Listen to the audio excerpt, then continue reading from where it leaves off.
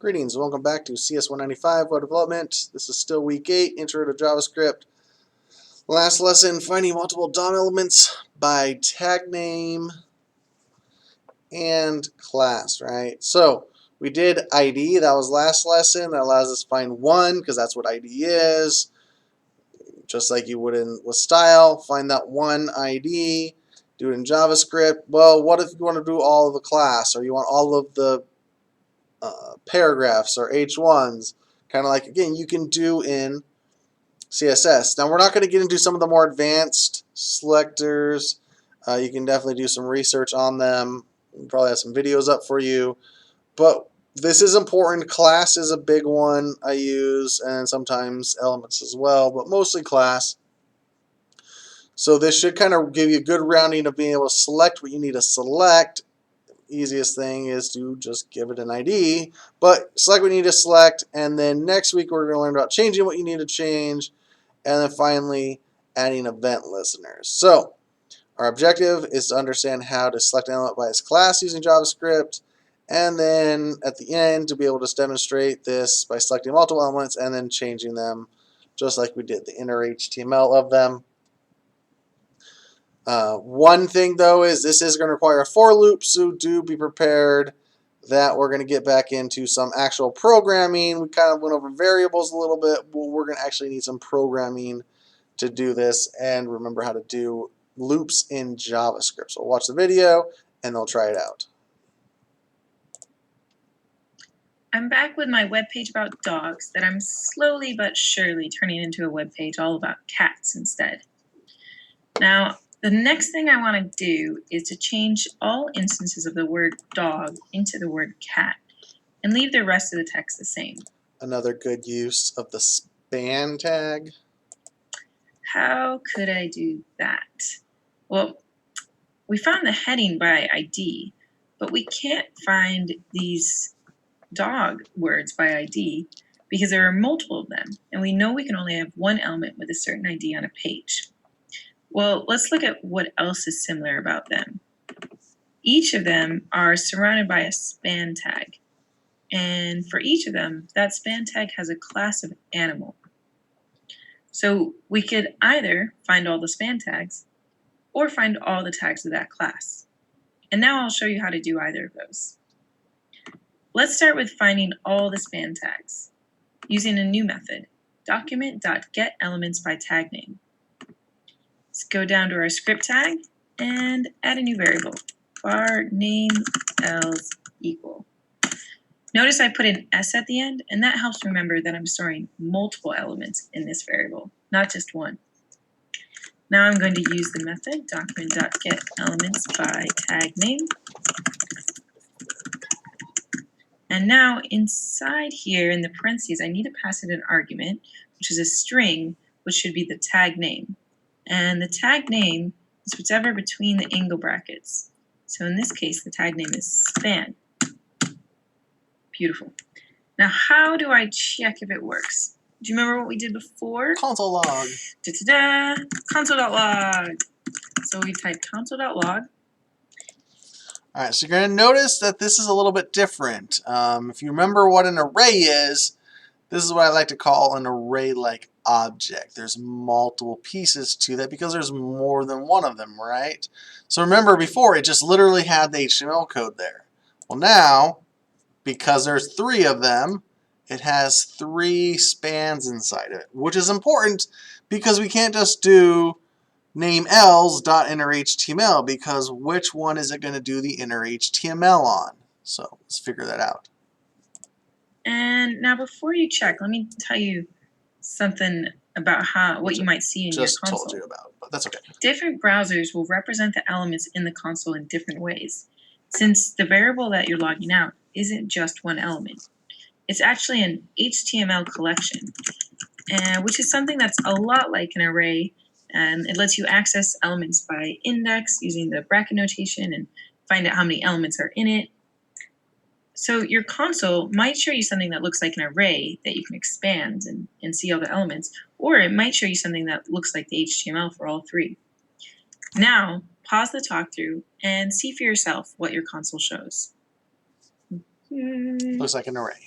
Okay, so if you want, you can also log out each element in that collection by using bracket notation. So you could say name else 0, just like And if you array. remember, 0 is the first element of an array. Why they started counting there, I don't know, but that's where they start counting. So 0 is the first element there. So if you were to change that one, it would change this very first one. Now we're going to show a better way to doing that because you could literally just do that with 1 and 2, 0, 1, 2. But what if you don't know how many there are, or there's just way too many to do that for every single one? The first element is at index 0, so we put 0 between the two brackets. All right, so hopefully you saw that step 1 worked. We found the elements. Now we want to modify them. You might try doing something like what we did before. Name else.innerHTML equals cats. But nothing happened there. That's because we've set the inner HTML property on the array of elements, not each element. So the browser ignores it. Instead, we need to use a for loop to actually get at each element. For var I equals 0, I is less than name else dot length, I plus plus. That will go through all of the indices. And then... All right, so let's look at that real quick because we're going to need to do this. Your standard for loop, you got your parenthesis, and then you got to do all this stuff. Where does it start at? Where does it go to? And how much does it go up? It's kind of, if you've done Python or JavaScript, it's kind of how they all work. And this is a var, you have to initiate it, var I equals 0. So we're going to start at 0 because this starts at 0. Start wherever you want, but it's just going to make it more complicated. And then I is less than L. So how long it's going to go until it's less than the length. The length is 3, so that's 0, 1, 2, and then 3 is no longer less, so it will stop. And then this just says it goes up by 1, so 0, 1, 2. That makes sense. As we go through this, again, she's going to use this, and this is what's critical. This is what's critical. She can't put 0 there, or it's just going to do the first one 3 times. She has to use her variables. For each element, we're going to say name else I dot inner HTML equals cat. Ta-da! Cat. We did it. Cat. The cat is now man's best friend. There's almost 1 billion cats in the world. Wowies. And this is why you should not trust anything on the internet, my friends. Okay, the part that worries me about this approach is that if there were any other span tags on the page, it would change those too. And span is actually a pretty popular tag used for a variety of things. It would be safer if we just changed everything with the animal class name, because that seems... Before she does that, so both of these have this. Putting an S here hopefully helps you remember. Remember, it's Getelement by ID because there's only one. But notice it's Getelements by. So it's the first 3 words are almost exactly the same, except for there's an S here, and that gets. And sometimes I even forget to do that, but a lot of times students forget that. So whether it be tag name or class name, which she's about to show us, there's an S there. Seems to be much more specifically used only for occurrences of the animal name. So to do that, all we have to do is change this method here to a new method, getElementsByClassName. And then instead of passing in span, we would pass in the class name, animal. Still Ta-da! works. It worked, and we didn't have to change anything besides that line. Okay, remember, when you're using these methods, you have to spell them correctly. If you don't, you're either going to get an error or it just won't work. And I've seen hundreds of spelling mistakes with these names. Like this, that's not going to work. That's not going to work. Make sure you're spelling it correctly. And that's where console.log is super helpful to check that you're getting the expected results. And again, even if it's spelled correctly, just not even have that uppercase, it went back to dog. So let's go ahead and try this out real quick. Make this full screen. Make it so you can see it. All right.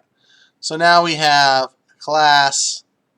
Let's go ahead and start going through it. again, we got to get the variable. So var list else equals document dot get capital E, remember it's capital case, elements by class name, quotes, list, don't forget your semicolon. Alright, now we can show the array into demo text. So let's see what happens when we do this. So I'm just going to do this the one-line thing, document. So this is kind of like doing a console log, but you can actually see on the web page, element by ID,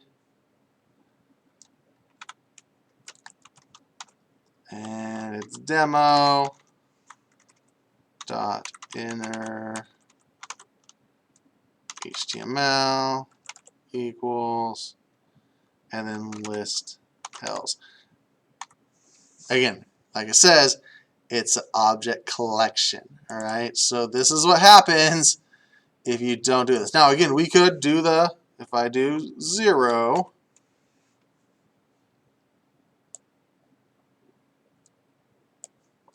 it should be able to grab one of them, but apparently it doesn't want to right off this bat. List element. So what we're going to do is we're going to go ahead and loop through them and change them, right? Oh, right. Because this still is the whole entire element. So when I added this, Control X, it's still, so this is a whole collection. This is a whole collection. When I add this, it's just one of the elements. So if I want to get the inner HTML, I still have to get the inner HTML from it. So see, I forgot the yay HTML. So let's go ahead and loop through this. We still have our list, so we can do for var I equals 0, semicolon, I is less than list else dot length, so the length of it, semicolon, I plus plus. Alright, you're just going to have to kind of know this programming or remember it. That is how we do a loop, just like this is how we create a variable. So let's loop through it. List else I, right? Bracket notation, I dot inner HTML, and then no, I like JS. And then you can see up here, after I add my semicolon, that we like JS instead, right? And that's it, right? You just loop through it. You can change it. You can change the style. We can do style here instead, or in addition to whatever you're doing. It's also, again, another great example of why you do the variable. But do note that as we're going through this,